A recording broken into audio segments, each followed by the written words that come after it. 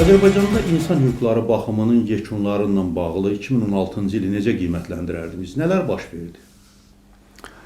Çox sağ olun. 2016-cı il Azərbaycan üçün çətin bir il oldu. Çünki əvvəlki illərlə müqayisədə təkcə ölkədə sosial-iqtisadi vəziyyət ağır olmadı. Eyni zamanda qanunsuz həbslər davam etdi və ölkəmizdə siyasi məhbusların sayı artdı. Məlumat üçün qeyd edeyim ki, 2016-cı ildə siyasi məhbusların sayı əvvəlki illərlə müqayisədə 2 dəfəyə yaxın çoxaldı, artdı. Təbii ki, bu da hakimiyyətin apardığı repressiv siyasətin tərkib hissəsi idi.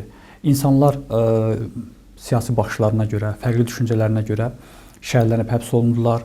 Məhkəmə onlar haqqında fantastik cəzalar təyin etdi.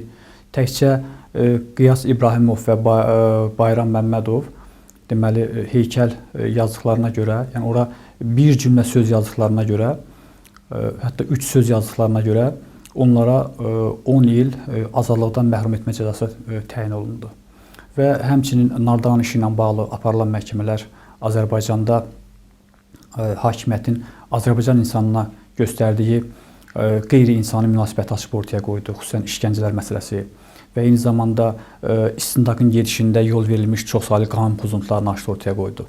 Yəni bütün bunlar onu göstərdi ki, hakimiyyət vətəndaşlara qarşı, dinc günahsız insanlara qarşı öz repressiv siyasətini davam etdirib və təəssüflə qeyd etmək lazımdır ki, 2016-cı il məhz bu işlərlə yadda qaldı və eyni zamanda MTN işini bura qeyd eləmək olar, MTN məhbuslarını bura qeyd eləmək olar, rabitə işini bura əlavə eləmək olar, manatın devalvasiyasını bura təyin etmək, aid eləmək olar və sosial-iqtisadi vəziyyətin ağırlaşmasını bura qeyd eləmək olar. Həmçinin Azərbaycanın beynəlxalq sahədə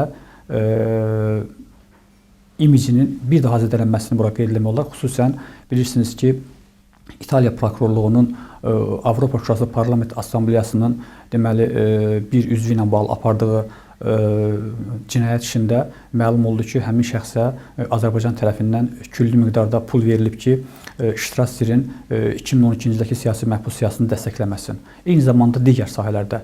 Yəni Azərbaycan hakimiyyəti neft gəlirlərindən əldə olunan gəlirləri xalqın sosial-iqtisadi vəziyyətinin yaxşılaşmasına deyil, mənasız idman yarışlarına, beynəlxalq təşkilatlarda olan Avropalı diplomatların ələ alınmasına və ölkədə repressiv siyasətin güclənməsinə sərf etdi. O baxımdan qısaca mən hesab edirəm ki, 2016-cı il Azərbaycan üçün əldən buraxılmış repressiyalarla dolu və ictimai vəsaitlərin səmərəsiz xərcləndiyi il kimi tarixə qovuşdu. Amma 2016-cı ildə hüquq müdafiə təşkilatları siyasi məhbus problemi ilə bağlı vahid bir siyahı tərtib edə bilmədi. Müxtəlif rəylər oldu. Sizin təşkilatınızın siyahısında Azərbaycanda nə qədər siyasi məhbus var və digər siyahılarda nə qədərdir? Niyə bir mövqeyə gələ bilmədiniz?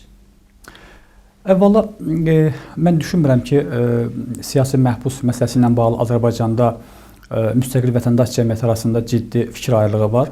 Çünki biz hamımız qəbul edirik ki, ölkəmizdə siyasi məhbus problemi var. Və bu siyasi məhbusların mövcudluğu hakimiyyətin apardığı repressiv siyasətin məntiqi sonluğudur. Sayla bağlı fikirlərin fərqli olması mən hesab edirəm ki, bir faciə deyil və hətta müəyyən mənada buna normal da baxmaq lazımdır. Yəni insanlar fərqli düşünür, fərqli baxışa malikdirlər və o baxımdan siyasi məhbus məsələsində də və onların sayı ilə də bağlı müəyyən fikir fərqli ola bilər. Amma mən bir daha qeyd edirəm ki, problemə baxışda yəni elə bir ciddi fərq mən görmürəm. Bizim konkret olaraq hüquq müdafiəçiləri, keçmiş vicdan məhbusları Leyla Yunus, Elşən Həsənov və mənim tərəfimdən hazırlanan, eyni zamanda 40-dan çox ölkənin aparıcı tanınmış ictimai-siyasi fəalların dəstəklədiyi siyahıda bilirsiniz ki, 160 nəfər hal-hazırda siyasi məhbus var. Amma mən düşünürəm ki, bunların sayı daha çoxdur. Biz yalnız bizdə olan məlumatlar əsasında, məlumatları daha doğrusu bizdə olan məhbuslar haqqında bu məlumatları toplamışıq və eyni zamanda bildirim ki, hal-hazırda 40-dan çox deməli həbsdə olan şəxslə bağlı həbsində siyasi motiv hesab etdiyimiz məhbuslar var ki, onların da biz siyasi məhbus siyasətine daxil edilməsinə bağlı müzakirələr aparırıq. Yəni əgər demokratiya deyiriksə, demokratiya həm də fərqli fikirlərin toplumudur. Fərqli yanaşmaların olması cəmiyyətin inkişafına söykənən bir addımdır. O baxımdan mən burada dəhşətli bir şey görmürəm və hesab edirəm ki, əsas məsələ ölkədə siyasi məhbus probleminin həllinə yönəlməlidir və ölkəmizi siyasi məhbuslarsız Azərbaycana çevirmək olmalıdır. Və hal-hazırda müstəqil vətəndaş cəmiyyəti institutları bu istiqamətdə öz fəaliyyətlərini davam etdirirlər. 2016-cı ildə siyasi məhbus kimi tanıdığınız şəxslərin sayı artıbdır yoxsa azalıb? Çünki hökumət bir sıra amnistiya aktlarından, əfv fərmanlarından bir sıra məhbusları azadlığa buraxıb. Mən sözümün əvvəlində də qeyd etdim, Azərbaycanda son illər siyasi məhbusların sayı artıb. Məsələn, əgərləri keçən illərin əvvəlində, xüsusən mart ayında əsər ancamı ki imzalandı, həmin vaxt 14 deməli siyasi məhbus azadlığa çıxdı. Sonra bir neçə nəfər də bura şamil olundu. Yəni təxminən 20-yə yaxın deməli keçən ilin xüsusən birinci yarısında siyasi məhbuslar həm əfvlə, həm də məhkəmə qərarı ilə, bir nəfər isə amnistiya aktının icrası ilə bağlı azadlığa çıxdı. Ötən 10 ay müddət ərzində bu müəyyən mənada siyahıya təsir göstərdi və səhv etmirəmsə həmin siyahıda olanların sayı 70 nəfərə düşmüşdü. Amma bilirsiniz ki, hal-hazırda deməli bu rəqəm 160-ın üstündədir. Yəni 2 dəfə artım var. Artım qeydə alınır. Eyni zamanda hakimiyyət bir tərəfdən siyasi məhbusları həbsdən azad eləyir, konveyer üsuluna digər tərəfdən yeni həbslər həyata keçirilir və həbs olunanların sayını artırır. Yəni mən düşünürəm ki, nə qədər ki Azərbaycanda mövcud hakimiyyət var, onun vətəndaş cəmiyyətinə münasibəti dəyişməyib, Azərbaycanda siyasi məhbus problemi olacaq. Amma mən o qədər də bədbin ruhda deyiləm. Hesab edirəm ki, artıq Azərbaycanda olan repressiyalar, siyasi məhbuslara məsələsinə diqqət artmaqdadır, xüsusən beynəlxalq səviyyədə. Eyni zamanda yerli səviyyədə də artıq bilirsiniz ki, çox böyük bununla bağlı müəyyən narahatlıqlar var, müəyyən kampaniyalar həyata keçirilir, müəyyən təşkilatlanma işləri var və düşünürəm ki, 2017-ci ildə Azərbaycanda siyasi məhbus probleminin həlli istiqamətində bu məhbusların azadlığa çıxması istiqamətində ciddi addımlar atılacaqdır. Fikrinizcə siyasi məhbus, yəni siyasi həbsləri doğuran səbəblər nədir?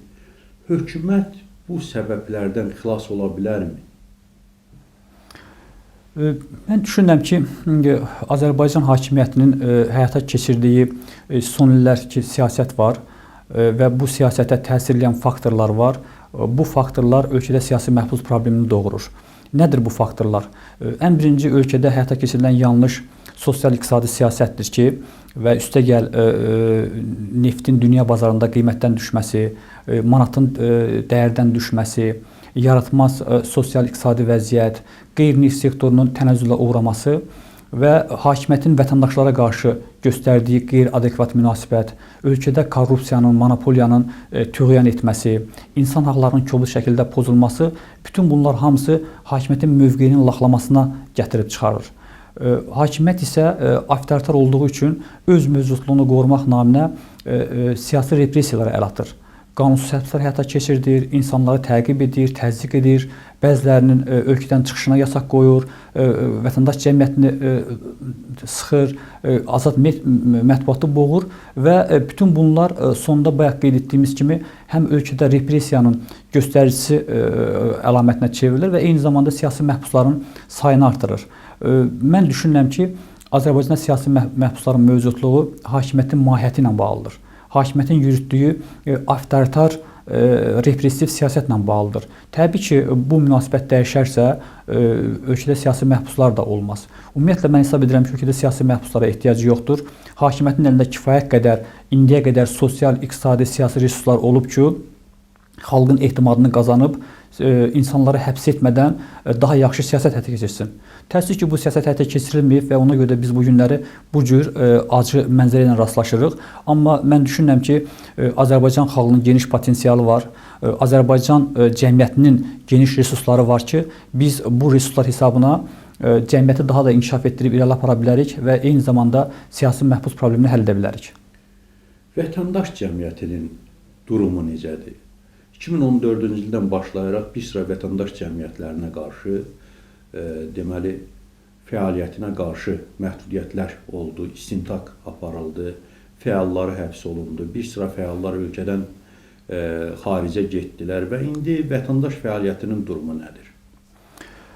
Çox sağ olun suala görə. 2014-cü ildən başlayaraq həqiqətən sizin dediyiniz kimi ölkədə total şəkildə vətəndaş cəmiyyətinə hücumlar həyata keçirildi və həmin vaxtdan üzü bəri bir sıra qeydlərin bank hesabları donduruldu. Onların haqqında cinayət işi qaldırıldı, ölkədən çıxışına yasaq qoyuldu, bəziləri həbs olundu, donorlar ölkədən çıxarıldı və ötən müddət ərzində təbii ki, bu sadalatın problemlərin bəziləri aradan qaldırılıb, amma ümumi baxış dəyişməyib, qanunverici edilən məhdudlaşdırıcı addımlar aradan qaldırılmayıb və vətəndaş cəmiyyətinin fəaliyyəti bugün iflic vəziyyətinə salınıb. Əgər vətəndaş cəmiyyəti, xüsusən qeyri-hökumət təşkilatlarının əsas fəaliyyət imkanları onların donor təşkilatlardan maliyyə dəstəyi alıb fəaliyyət göstərməkdirsə və bugün ölkədə donor təşkilatları yox səviyyəsindədirsə, biz hansı fəaliyyətdən danışa bilərik? Təbii ki, deyilə bilər ki, hökumətin deməli qurumları, Dövlət Dəstək Şurası bu boşluğu doldurmağa çalışır, amma təbii ki, bu mümkün deyil və doldurulmur. Eyni zamanda hökumət qurumları bilirsiniz ki, fərqli layihələrə dəstək vermir və bir sıra insanlar, təşkilatlar bu qurumlara müraciət eləmirlər.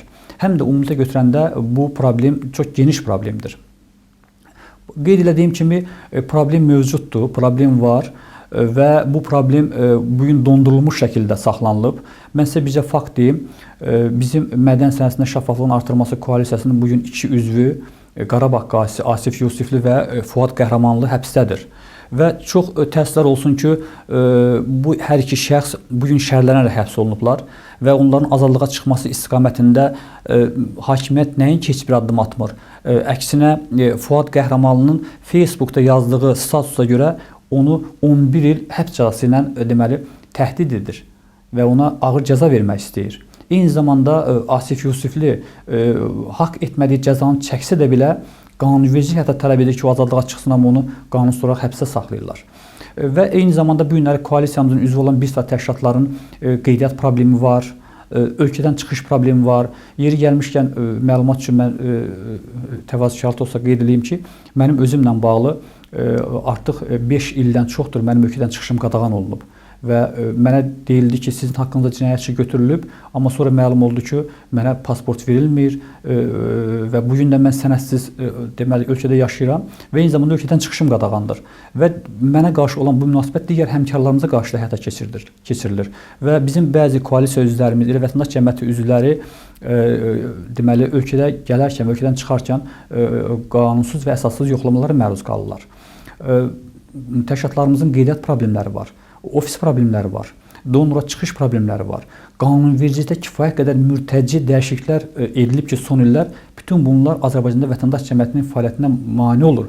Və ən əsas məsələlərdən biri hesab edirəm ki, bu günlər Azərbaycanda azad mətbuatın olmaması və hakimiyyət tərəfindən bu mətbuatın fəaliyyət göstərməsinə imkan verilməməsidir.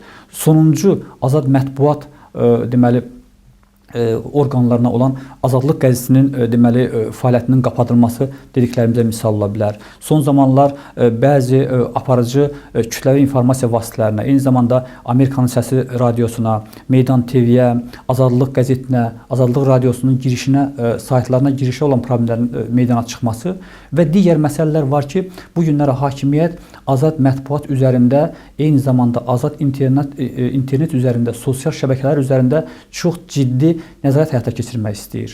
Həm bu sadalıq məsələlər, həm də Fuad Qəhrəmanlının Facebookda yazdığı statusa görə 11 il həbs cəzası istəməsi bu dediklərimizə misaldır. Vətəndaşların sosial hüquqları sahəsində hansı yeniliklər var?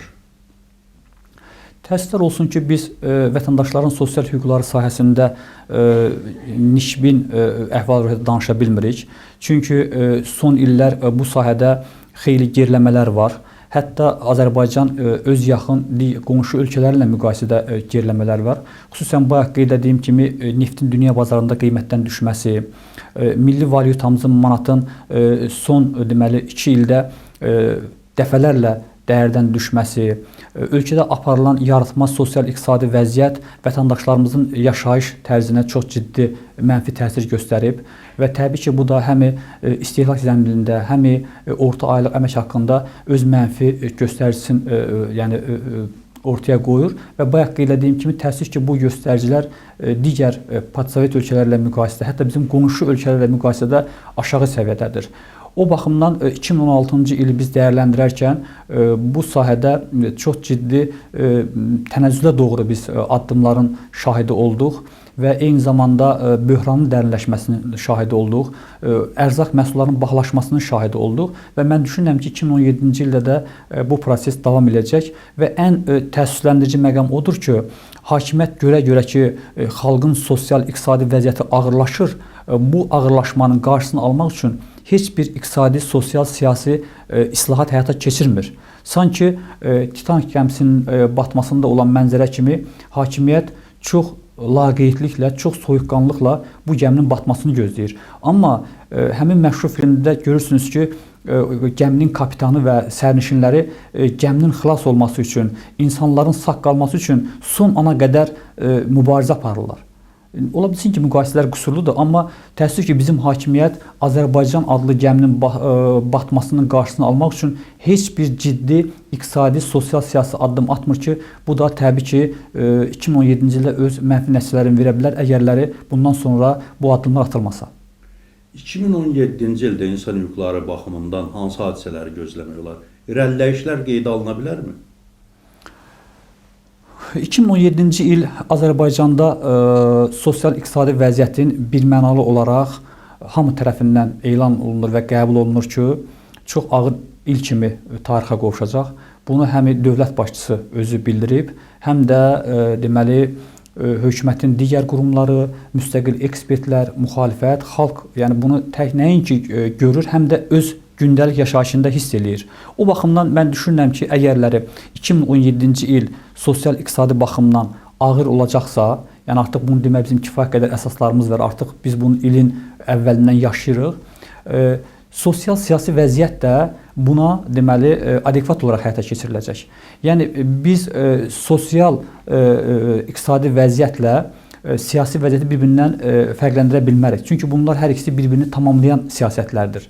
Ola bilməz ki, iqtisadi vəziyyət yaxşı olsun, siyasi vəziyyət pis olsun və hətta ki, əksinə. O baxımdan mən düşünürəm ki, hökumət sosial-iqtisadi problemləri həll edə bilməsə, xalqın sosial-iqtisadi narazılığı artacaq, hakimiyyətə etirazı artacaq və etiraz artdıqca hakimiyyət bu etirazı yatırtmaq üçün, öz mövcudluğunu qorumaq üçün siyasi repressiyalara əl atacaq. Artıq biz bunu bildiyimizdən və hakimiyyətimizin xarakterini bildiyimizdən bunu deyirik və bütün bunlar isə sonunda ölkədə gərginliyin artan xəttlə davam etməsinə səbəb olacaq. Və təbii ki, hakimiyyət ənənəvi olaraq nümayişlərin qarşısını alacaq. Necə ki, bir neçə gün bundan qabaq Cəbrayıl rayonundan olan məcburi köçkünlərin sosial tələblərlə keçirdiyi etiraz aksiyası zamanı bilirsiniz ki, həmin toplaşan insanlar dağıdıldı, 5 nəfər həbs olundu. Onlar haqqında Cinayət Məcəlləsinin 3 maddəsilə cinayət işi açılıb və haqlarında həbs qəti imkan tədbiri seçilib. Eyni zamanda digər lokal tədbirlərin qarşısı bu cür repressiv metodlarla alınacaq. Həmçinin mitinqlərin keçirilməsi ilə bağlı bilirsiniz ki, hakimiyyət çox aqressiv münasibət göstərir. Sosial şəbəkələrdə fikir bildirən, tənqidi fikirlər yazanlara qarşı hakimiyyət öz sərt mövqeyini ortaya qoyur və digər sahələrdə olduğu kimi biz 2017-ci ildə də hakimiyyətin vətəndaşlara qarşı sərgiləyəcəyi bir münasibətin şahidi ola bilərik. Amma mən bir məqamda qeyd etmək istəyirəm ki, xalqın sosial narazılığı artmaqdadır. Eyni zamanda hakimiyyətdən tələbləri artmaqdadır və düşünürəm ki, bütün bunlar vadar etməlidir ki, hakimiyyət müəyyən islahatlara geçsin. Təbii ki, biz də islahatlar gözləyirik, islahatlar istəyirik, ölkə vəziyyətinin düzəlməsini istəyirik, insanların daha yaxşı yaşamasını istəyirik. O baxımdan mən düşünürəm ki, 2017-ci il təkcə sosial-iqtisadi vəziyyətin ağırlaşması ilə deyil, xalqın etirazının artması kimi deyil, həm də cəmiyyətimizin toparlanması və təşkilatlanması ili kimi də tariximizə düşə bilər. Çox sağ olun, gəldiyinizə görə təşəkkür edirəm. Çox sağ olun, mən də sizə təşəkkür edirəm.